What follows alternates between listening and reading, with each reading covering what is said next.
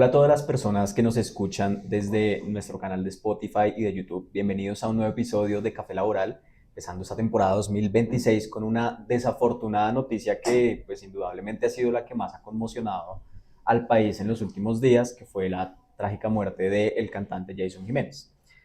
Al margen, digamos, de todas las discusiones que se han planteado sobre el accidente, no podíamos ser ajenos desde este espacio.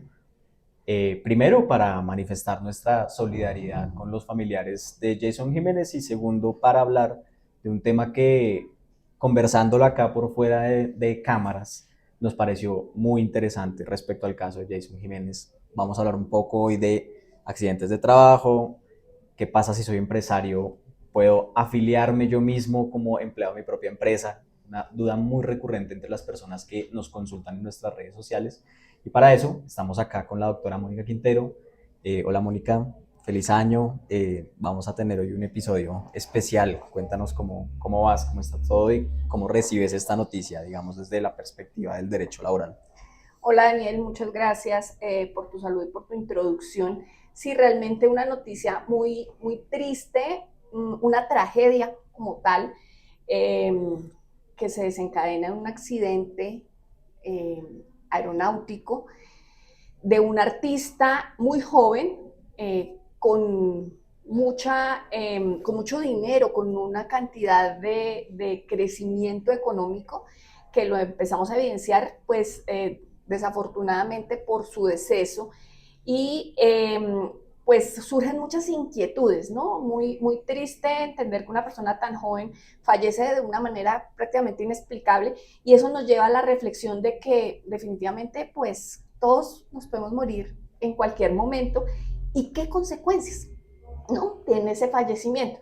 No solamente es la tragedia, el dolor de la familia, y acordémonos que en este terrible accidente no solamente falleció Jason Jiménez, sino también varias otras personas de su equipo de trabajo, el capitán de la aeronave también. Entonces, esa situación pues nos entra a generar una cantidad de inquietudes desde el derecho y desde el derecho laboral y de la seguridad social. Empezamos a pensar, bueno, ¿qué pasó aquí? ¿Hubo un accidente de trabajo o no? Para Jason y para las demás personas que iban en su avión. Y empieza uno a darse cuenta, pues que según la normatividad y según la definición de accidente de trabajo, que es todo suceso que se presenta con ocasión o a causa del trabajo, eh, llega a ser un accidente de trabajo. Pero bueno, estas personas en el momento en que sucede el accidente no estaban trabajando, no estaban desarrollando su actividad laboral, como es en este caso la de Jason, la de pues presentarse en tarima. Pues él era un cantante, iba pues supongo que con sus músicos, con otros técnicos de su equipo. Sin embargo, se estaban transportando para llegar a un sitio donde iban a hacer, efectivamente, a desarrollar esa labor.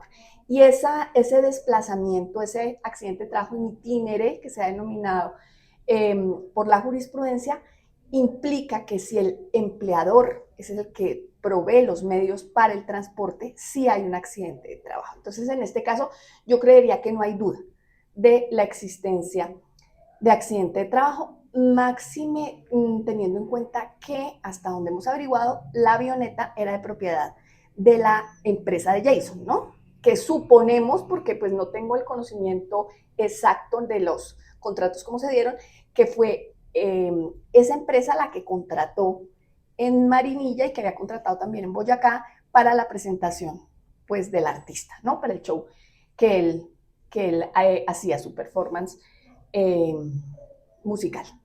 Entonces, en ese sentido, sí es muy claro el accidente de trabajo. ¿Y qué implica haberse producido un accidente de trabajo donde fallece Jason y estas otras personas? ¿Qué tienen derecho sus familiares, sus beneficiarios? En el caso de Jason sabemos que tiene esposa e hijos, que eso quedó pues documentado en todos los medios de comunicación. Y las otras personas que estaban con él, los otros señores, pues seguramente también. Algunos tendrían esposa e hijos, los que no tengan esposa e hijos, los padres, ¿sí?, si dependen económicamente, o los hermanos, inválidos, todos pueden ser beneficiarios de esa pensión de sobrevivientes por riesgos laborales. Ahora, ¿de dónde deviene, ¿no? Del régimen de riesgos laborales esta pensión? Porque están trabajando. Pero ¿qué requisito les va a exigir? Primero que todo, que tengan una afiliación a riesgos laborales, ¿no? Eso es lo básico. No sabemos si Jason lo tenía y si sus trabajadores tenían esa afiliación. Esperamos que sí, porque se supone que la empresa de Jason está legalmente constituida, entonces suponemos por buena es muy fe probable, claro. que los tenía contratos laborales, tenía afiliaciones a riesgos laborales, y aquí viene un punto súper importante y es el nivel de riesgo, porque en riesgos laborales hay 5 niveles de riesgo según la actividad, y entonces esta actividad empieza a mirar a uno la actividad del artista, del músico, pues generalmente es riesgo 1, clasificado riesgo 1. Sin embargo, puede ser un riesgo más alto si está sujeto a subirse a escenarios donde hay elementos que causen mayor riesgo, que puede subir inclusive al riesgo 3, que suponemos que pues estos artistas se suben en tarima, hay luces, pero este no fue el riesgo al que se expusieron ellos, porque es que estar uno subiendo en avión para transportarse, y más en un avión privado que no tiene, digamos, la misma vigilancia, la misma regulación que se vio en este caso, que los aviones comerciales, pues puede generar un tema te digo yo, de controversia con la ARL, porque seguramente tendrá que hacer la investigación y determinar a qué riesgo está afiliado. Lo ideal sería que estuviera afiliado a riesgo 5, para que no exista ninguna controversia y sean reconocidas las pensiones para su esposa y sus hijos y para los demás miembros de la tripulación y de su grupo de trabajo que fallecieron en ese incidente. Entonces, son muchos aspectos, ¿no? Eso primero en cuanto al accidente de trabajo. Y otro punto del que tú hablabas también es, yo como empleador, o sea, Jason como empresario, ¿estaba afiliado o no? Y empezamos a acordarnos que muchas veces el pequeño emprendedor dice, yo tengo trabajadores, pero a mí me toca cotizar como independiente. ¿Y por qué le toca? Porque no tiene empresa. En este caso, yo creería que Jason sí estaba afiliado a la Seguridad Social y sí tenía un contrato de trabajo con su empresa, porque a pesar que él era el dueño del nombre de esa empresa y de la persona jurídica, puede ser trabajador y por eso puede acceder a los beneficios del sistema de seguridad social para él y para su familia, como vemos en este caso. ¿Qué pasa? Que cuando uno es persona natural, no está constituido como empresa y contrata personas, pues no puede contratarse a sí mismo. Y entonces ahí es la diferencia, y ahí es importante, y es cuando el empresario tiene que empezar, el emprendedor, a pensar en crecer y a decir, listo, tengo que formar mi empresa, mi SAS generalmente, para poderme afiliar, y no solo para eso, también para tener un salario, porque muchas veces el emprendedor produce, paga sueldos, lo decía hablando del tema de los artistas Shakira, que le decían, ¿qué haces con tanto dinero que ganan? Y ella decía, en lo que más gasto es en sueldos. Sí, es así, porque en esa producción que hacen los artistas necesitan muchísimo acompañamiento de personal, ¿sí? De gente que está trabajando, ayudándoles a que su servicio, su show sea el mejor. Entonces, hay una cantidad de gente detrás de toda esta situación. Y por eso es importante que esa persona que tiene la idea, que emprende, que crea, también esté protegida, también tenga un ingreso, y eso pues se hace de esta manera. Sí, es indudable que desafortunadamente esta situación con Jason Jiménez se convierta en una especie de hito en esta materia de lo que estamos conversando. Como tú bien lo señalabas, Jason Jiménez tenía un holding, YJ Company SAS, por eso presumimos que si había había legalidad y había una regularidad en los contratos que había, en las afiliaciones. otro punto muy interesante que tú comentabas, que a veces de pronto suena un poco lejano para quienes nos escuchan, porque creo que no son muchos los que viajan en la avioneta privada de su empleador en el día a día. Pero indudablemente sí hay muchas empresas, por ejemplo, que pagan el transporte de sus empleados cuando la empresa queda de pronto no en el casco urbano, sino en una zona apartada, o bueno, o cuando van de pronto a una salida, cuando tienen que pagar viáticos, etcétera, etcétera. Ahí se crean escenarios en los que el empleador debe estar como muy cubierto para justamente decir, se tiene la responsabilidad de proteger, digamos, a los trabajadores siempre que estén desarrollando actividades. Y otro punto es que, claro, en Colombia, que era algo de lo que se comentaba mucho en redes en el momento, hemos tenido como una especie de historia muy trágica de artistas que han fallecido en accidentes de tránsito, en aviones y en camionetas por carretera. y por carretera. Y de alguna manera, bueno, es como al menos, no sé si en medio de todo esto se puede decir esperanzador, eh, que si algo caracterizaba a Jason Jiménez era justamente esta organización empresarial que había justamente para cubrir a los trabajadores, ¿no? Como que históricamente siempre fue, no, al músico, al conductor se le paga ahí mismo, todo en una situación como de mucha informalidad y no se piensa en que por mucho dinero que puedan tener estas personas, como tú bien decías, igual necesitan protección social, seguridad social, estar cubiertos ante un riesgo eventual como este que acaba de ocurrir. Eh, y bueno, digamos que en medio de todo pareciera que lo de Jason Jiménez, insisto, desafortunadamente se convierte en un hito para de pronto empezar a pensar un poco más a profundidad en qué pasa con los artistas, que siempre los vemos como, no, esa gente factura bastante y esta discusión como que no les toca mucho, ¿no? Y estas cosas también se pueden presentar. Yo quisiera como concluir este episodio, Mónica, hablando de un tema que, es justa, que se conecta también con nuestras competencias, que es justamente la reforma laboral. Se incluye en la reforma un pequeño artículo, además aislado, que no tiene pues, mayor regulación, relacionado con el contrato para artistas. Comentábamos antes de entrar en esta grabación que los artistas han tenido como modalidades de contratación muy diversas, ¿no? En Colombia, una de ellas ha sido la famosa convocatoria pública en la que se postula el proyecto y se paga un dinero simplemente para la ejecución del proyecto artístico, pero no hay realmente un seguimiento de, venga, los artistas cotizan a seguridad social, están protegidos en este riesgo, a qué riesgo cotizan, si es que cotizan en la ARL, que es una discusión que cobra altísima relevancia porque lo que tú decías, toca subirse al escenario, toca actuar, toca cargar esto, lo otro, viajar, seguramente es un riesgo que va más allá del riesgo uno.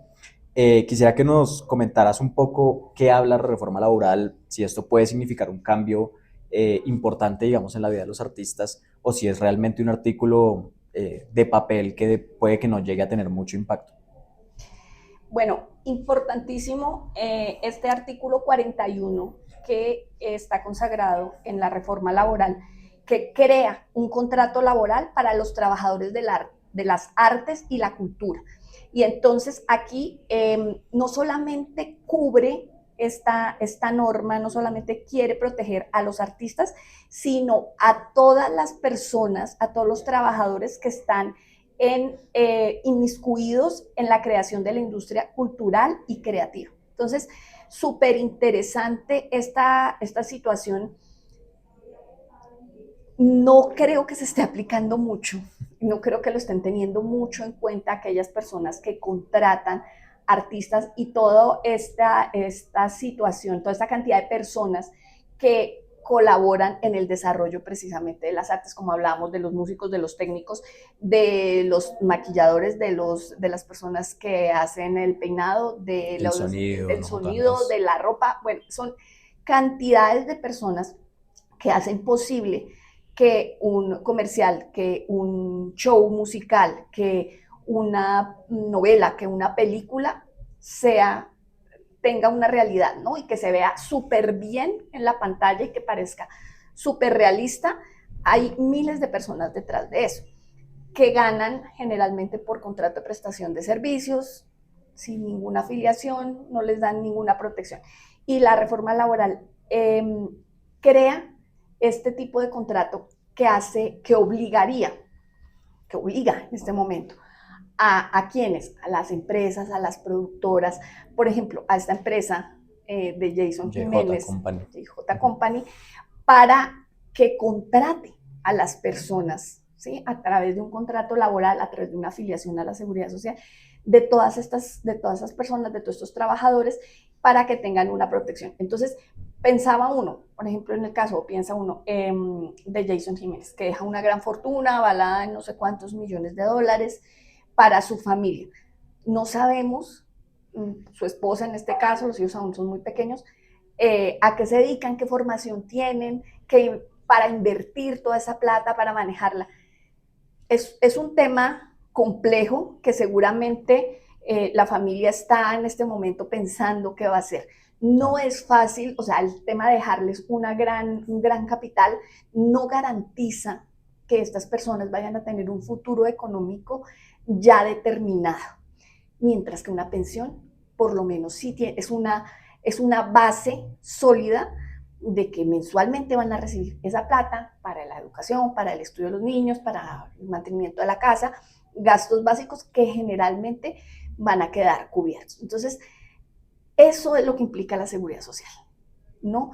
Uno dice, no, pero es que esa gente no tiene necesidad. Todos tenemos necesidad. Y si no administramos de manera adecuada el dinero, de pronto, ojalá no sea así, Jason falleció con esa capacidad que tenía para producir dinero y para saberlo administrar. No sabemos. De pronto la familia también tiene esa capacidad, ojalá. Pero precisamente para paliar esa situación es que está la seguridad social para tener un ingreso básico. Ahora bien, ya en cuanto a lo que tiene que ver con el contrato, ¿qué implica esta obligación para las entidades que se dedican precisamente a contratar artistas y a todas las personas relacionadas con la creación de industria cultural y creativa? Implica generar, formalizar un contrato escrito, ¿m? Que puede ser de cualquier modalidad. Si es una programadora que mantiene la necesidad, por ejemplo, del servicio de maquillaje, de peinado, de vestuario, puede ser un contrato a término indefinido, lo entendería yo. Pero es que no solamente es para una producción, listo, el contrato a término fijo. La producción está planificada para 6 meses, 3 meses, un mes. El contrato con sus prestaciones, con la afiliación a la seguridad social, y vemos aquí la importancia de los riesgos laborales, ¿no? Al riesgo específico que determina la norma, y sobre todo durante el tiempo que va a estar esta persona sometida de pronto a una producción, una novela en la selva, en algún sitio donde se puede generar una enfermedad laboral, porque es que resulta que el camarógrafo que adquiere, que es picado por el mosquito y le da Sí, fiebre amarilla, él no iba a estar en el Guainía, sino porque se fue a filmar, ¿no? correcto, Entonces, este claro. tipo de situaciones hay que protegerlas, y si la norma lo determinó de manera tan puntual es porque no se está haciendo. Entonces ahora le corresponde al Ministerio de Trabajo hacer esa vigilancia y establecer si estas grandes empresas están efectivamente contratando a estas personas de conformidad con lo que dice el artículo 41. Muchas gracias, Mónica. Solamente me gustaría agregar dos cosas que creo yo pueden ser como lecciones aprendidas de este episodio. Una muy importante es que este artículo 41 en ningún caso crea un contrato nuevo. ¿Sí? Creo que era algo de lo que se hablaba justamente en las discusiones de la reforma. Claramente lo que está diciendo es hay que formalizar la contratación de los artistas. Existen tres tipos de contrato laboral, creo yo, se pueden ajustar muy bien con esas necesidades que tú comentabas. Incluso pareciera que el contrato de obra o labor Ese puede casi servir que mucho. fuese hecho para este caso de los artistas. Y lo otro, claramente el tema de la seguridad y la protección social como una obligación en muchos de los ámbitos de la actividad económica, incluso dentro del arte, que parece que las regalías, que los pagos por estos proyectos que son tan grandes ponen la seguridad social en un segundo plano, y nos damos cuenta pues que un tema importantísimo con independencia del nivel de ingresos que tenga o no un trabajador. Te agradezco mucho, les agradecemos mucho a todos por escucharnos en nuestras redes sociales. Déjennos sus preguntas y comentarios sobre este episodio o sobre otros episodios y estaremos dispuestos a responderlas y analizarlas en otro podcast de Café Laboral.